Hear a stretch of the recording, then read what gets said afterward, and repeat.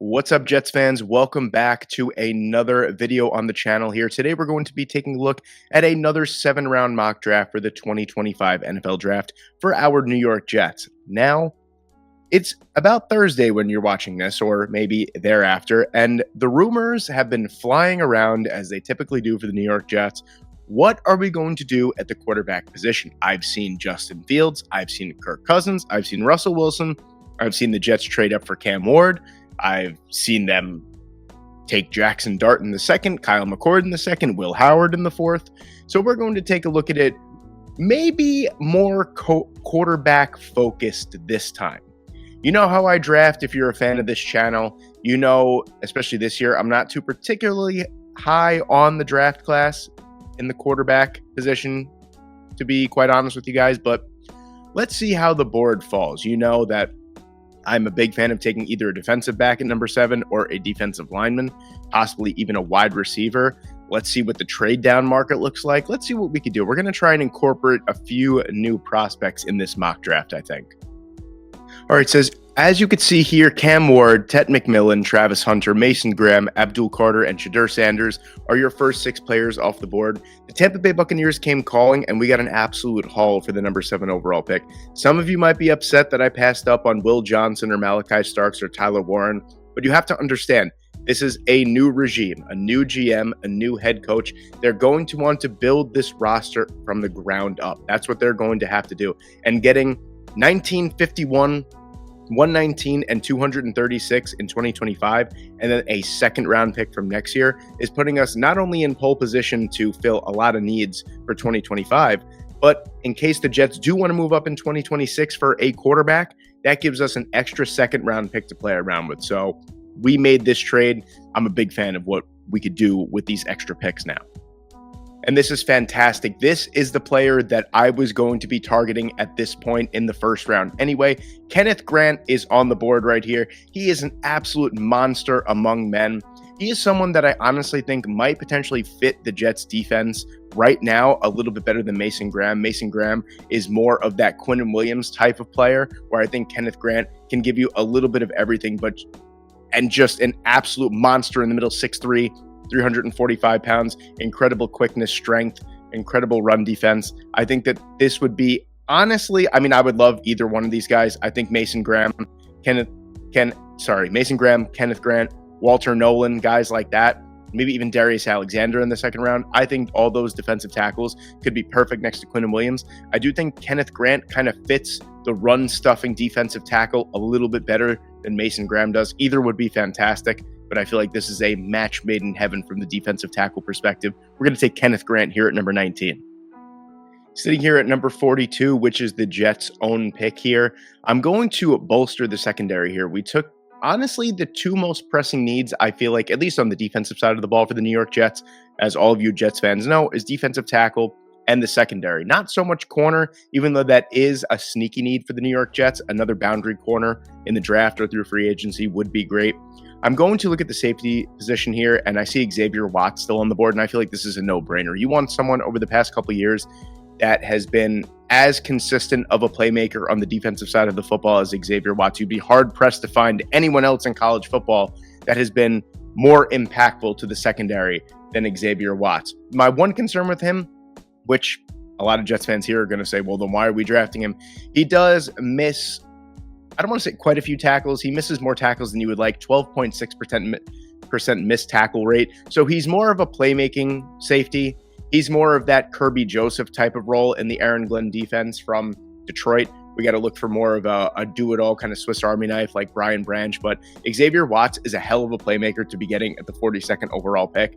And he's going to bolster the Jets defense, especially the safety position that really has no one under contract at all. We're going to have to start from the ground up, and this is a great place to start in Xavier Watts. Sitting here at number 51, this is the Tampa Bay Buccaneers' second-round pick here. There's a couple ways that I want to go here. As I just mentioned, corner is a sneaky need for the New York Jets, and Azariah Thomas is sitting here at number 51, and I really want 3 defensive players in a row, 2 defensive backs in a row is kind of risky, I guess, for some Jets fans, but I think that these 3 guys would really bolster the Jets defense that much more. But if you go to the offensive line side, which right tackle is the only offensive line spot right now that is a massive question mark. There are some fantastic players. Your Donovan Jackson, who has a little bit of everything. He could play inside, he could play outside. Ozzie Trapilo is the guy that I'm really looking at right here. I draft Cameron Williams all the time. Let's just say at this point in the draft that Cameron Williams is not on the board. Ozzie Trapilo is someone that I think, if Cameron Williams is the best natural right tackle in the class, Ozzie Trapilo is probably number 2. And then I would say maybe, where is he somewhere? Chase Lunt is probably number 3, in my opinion. That's just me. But Trapilo is here, 6'8", 321 pounds, a fantastic pass blocking grade. This is someone that you plug and play at the right tackle position and you could forget about for 8 to 10 years potentially. I love his upside. I love his power. I love his finesse. I love his athleticism for his size. That's a massive frame, 6'8", 321 pounds. He even has a bigger frame to put more weight on too if he needed to, but he's got more than enough length. He's got more than enough size. Pause. No diddy. I'm taking Ozzie Trapilo here at number 51. Let's take a look at our picks real quick here. So we did trade back from number 7. We have number 19. We took Kenneth Grant, Xavier Watts, and Ozzie Trapilo are our first 3 picks here. And we're sitting here in the 3rd round at number 92 overall. I do want to address the offensive side yet again. We got our right tackle of the future. We have a beast of a defensive lineman, and we have a fantastic playmaker in the secondary. I'm going to have to look over at the wide receiver position here, and Trey Harris is still on the board. And maybe in real life this won't happen, but this is a fantasy world. So Trey Harris is still on the board here in this mock draft, and we're going to have to take him. I mean, what haven't I said? What can I say about Trey Harris that I haven't said already on this channel? I've taken him a couple times, way back in drafts about a couple months ago, I would say, but I haven't been able to get him recently in drafts. So I'm going to take him here. I mean, to be quite honest with you, Harold Fannin Jr. is still on the board as well. That is someone that I mean, why not? Why can't we just use, we have 2 4th-round picks here. We have 2 4th-round picks at number 108 and 119. Why not just trade back up into the 3rd round? Because Harold Fannin's probably not going to make it past there. And why not get Harold Fannin here? But I want to keep it at least a touch realistic. And I feel like taking Trey Harris and then trading back up into the 3rd round to get Harold Fannin Jr. probably isn't realistic. So we're going to have to choose one or the other. So in this case, I'm going to choose Trey Harris. Yeah, I'm going to choose Trey Harris here. I think that this tight end class is deep enough to the point where once we get into the 4th round, we could still get someone like a Terrence Ferguson, you know, like a Jackson Hawes, someone like that. So we're going to take Trey Harris here at number 92 after much internal deliberation. Wow, devastating here, as you could see. Of course, the Buffalo Bills trade up right in front of us with Chicago. They take Harold Fannin Jr. right before this pick. I didn't really want to give up assets to trade up, even though Fannin Jr. was falling on the board. I wanted to see if he would get to 108. Naturally, he did not get to 108. But like I just said, the previous pick, Terrence Ferguson is someone that I'm super high on, 6'5", 265 pounds, can do a little bit of both very athletically. He's a gifted blocker. He's a gifted receiver. He's someone that I feel like where Harold Fannin Jr. is unbelievably athletically, and he could hold his own as a blocker. I feel like he's just going to be more of that slot tight end type of guy that we saw Brock Bowers be, where he could block, but you know, you're really kind of wasting it down with him as a blocker. Where I think Terrence Ferguson could be your inline tight end. He could play out in the slot as well. He's super athletic for his size. Harold Fannin Jr. is tough right here, but Terrence Ferguson as a consolation prize ain't too bad. So we're going to take him at 108 here. Sitting here in the 4th round, we still haven't addressed the quarterback situation here. These 4 guys, I'll be quite honest with you, at number 119 overall, I would say there's maybe 2 of these 4 guys that could potentially still be here at this point in the draft. I'm going to say Quinn Ewers and Kyle McCord are probably the 2 most likely. I think, you know, we hear this every year. People are going to say, oh, it's not realistic to have Kyle McCord drafted in the 4th round here. But we hear this every year that these guys are going to get drafted so high and then they don't. So, I mean, look, last year, how many picks did we go in between quarterbacks? It was, the 1st round? It was Bo Nix. And then at like number 150, it was Spencer Rattler. So, you know, I feel like teams are a little reluctant to draft quarterbacks in that second, third, fourth round or second, third round range. That's day 2 kind of range, and they'd rather wait until day 3. So Kyle McCord could be one of those guys that's caught up in the shuffle here. I like Kyle McCord a lot. I've said it a bunch of times on the channel. Big fan of his, big fan of Jalen Milroe and Jackson Dart as well. I'm not too high on Quinn Ewers, to be quite honest with you. I think he's far too inconsistent. McCord is someone who I think could honestly be the best natural pocket passer in the entire draft class. And if you build an offensive line around him, I think he could pick a defense apart. So I'm going to take Kyle McCord here at number 119, a sentence that if you asked me last year or 2 years ago, I probably wouldn't have said.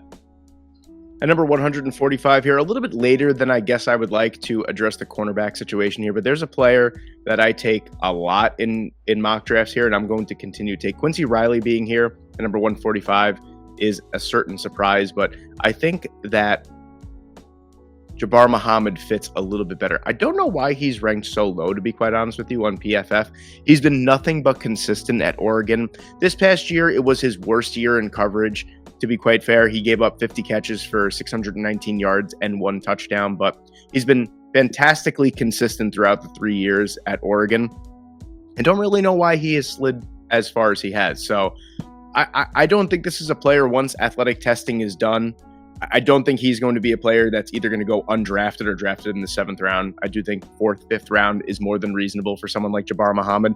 He is a boundary corner with a ton of man coverage experience, and in an Aaron Glenn defense, that is something that you need. You know, this secondary is going to have to mold their playability to an Aaron Glenn type of system where there's a lot of man coverage, a lot of one-on-ones. Jabbar Muhammad is someone who has the size, who has the strength, who has the experience. I think he would be a solid pick here at 145. So we're going to take him.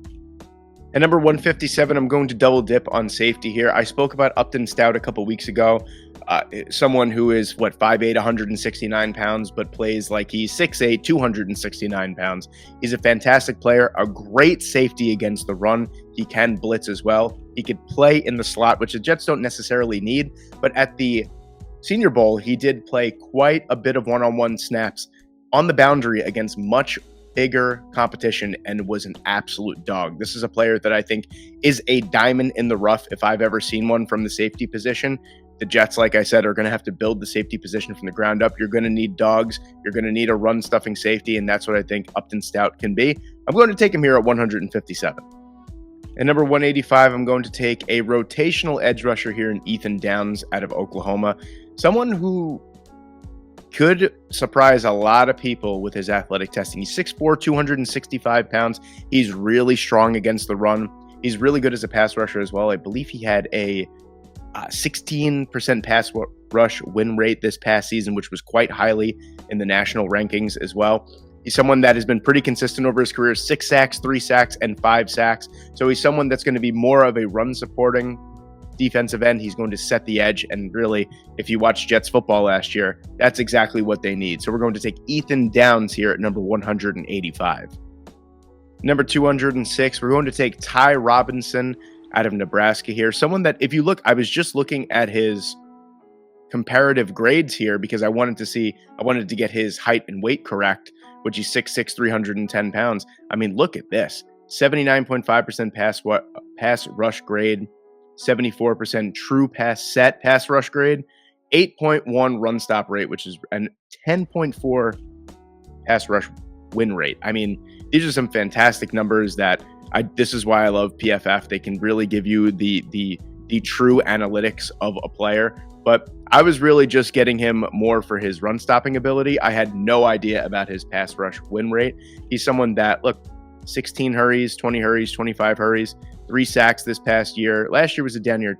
I'm reading it backwards. 6 sacks here, 11 hits, 25 hurries. He's been fantastic. Because I was looking at this and I was like, wow, I'm looking at all these grades here.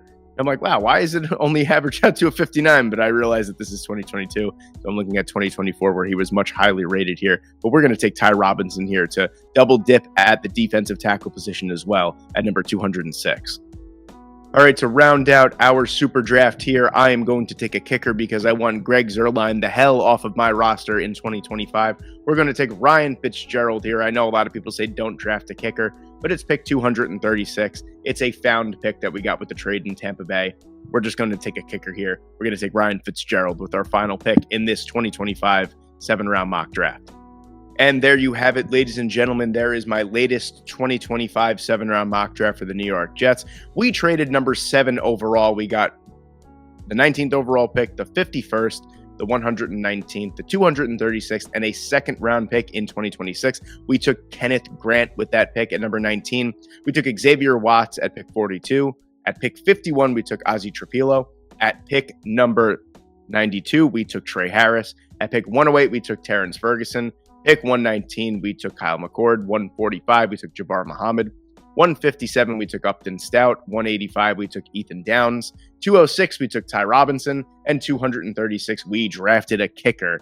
And it's a C grade compared to an F and an F here, which is hilarious to me. We took Ryan Fitzgerald.